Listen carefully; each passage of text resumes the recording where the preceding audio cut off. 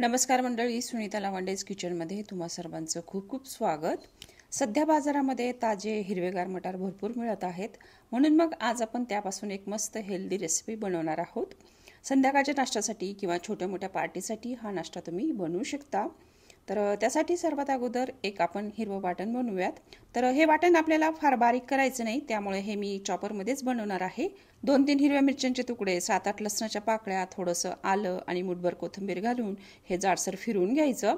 तुम्ही हे मिक्सरमध्ये सुद्धा करू शकता। तर बघू शकता मिरची वगैरे असं बारीक करून घ्यायचं। तर आता हे मी एका प्लेटमध्ये काढून घेते। आता त्यानंतर त्याच भांड्यामध्ये 1 कप हिरवे मटार मी जाडसर वाटून घेते। तर बघा मटार असे वाटून घ्यायचे। तर तेही मी आता एका भांड्यामध्ये काढून घेते। त्यानंतर आता 2 मीडियम साईजचे उकडलेले बटाटे किसून घेते। तर बटाटे उकडताना मी कुकरच्या भांड्यामध्ये पाणी अजिबात न घालता हे उकडून घेतलेले आहेत, म्हणजे मग याचं काय होतं, लगदा होत नाही।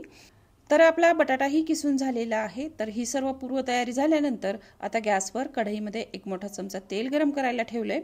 तेल तापलं की 1 छोटा चमचा जिरे घालायचे। जिरे तडतडले की हिरवं वाटण घालायचं। लो गॅसवर हे वाटण हलकसं आपल्याला परतून घ्यायचंय। याला जास्त परतायची आवश्यकता नाहीये, याचा फक्त कच्चा वास जाऊ द्यायचा। आता त्यानंतर यामध्ये क्रश केलेले मटार घालायचे। तेलामध्ये मटार जरासा परतला की यामध्ये अर्धा चमचा हळद, 1 चमचा आमचूर पावडर, 1 चमचा किचन किंग मसाला घालायचा। किचन किंग मसाल्याऐवजी तुम्ही गरम मसाला घातला तरी चालेल। आता चवीप्रमाणे मीठ घालून हे सर्व मिक्स करायचं। साधारण 7-8 मिनिट हे मटार आपल्याला परतून घ्यायचे आहेत। हिवाळ्यामध्ये मटार कोवळा मिळतो, तो पटकन शिजला जातो। तर मटार चांगला परतल्यानंतर किसून घेतलेला बटाटा यामध्ये घालायचा। बटाटाही चांगला आपल्याला परतून घ्यायचा आहे। मटारमध्ये बटाटा चांगला मिक्स झाला पाहिजे।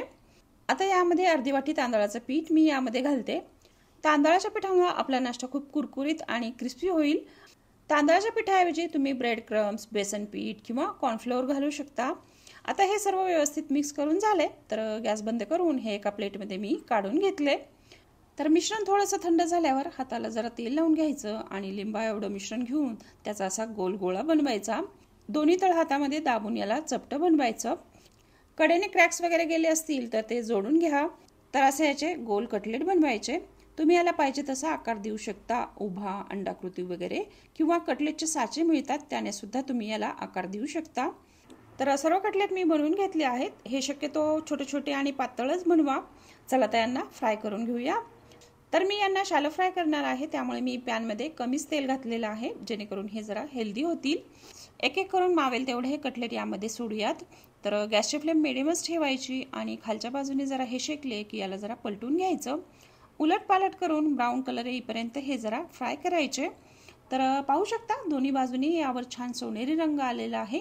तर हे आता आपण पॅनमधून काढून घेऊया।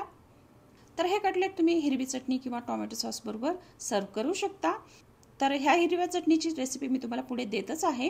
तर मिक्सरच्या भांड्यामध्ये 1 वाटी बारीक कापलेली कोथिंबीर, अर्धी वाटी पुदिन्याची पानं, 1 किंवा 2 हिरव्या मिरच्या, 1 छोटा कांदा, 1 चमचा धने, चवीपुरतं मीठ आणि साखर घालायची।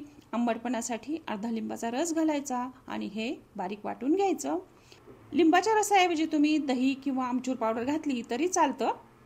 तर असे हे मटारचे कटलेट तुम्ही एकदा करून पहा आणि कसे झाले मला कमेंट करून नक्की सांगा। व्हिडिओ आवडला असेल तर लाईक आणि शेअर जरूर करा। चॅनलला अजून सबस्क्राईब केलं नसेल तर सबस्क्राईब करा। बाय।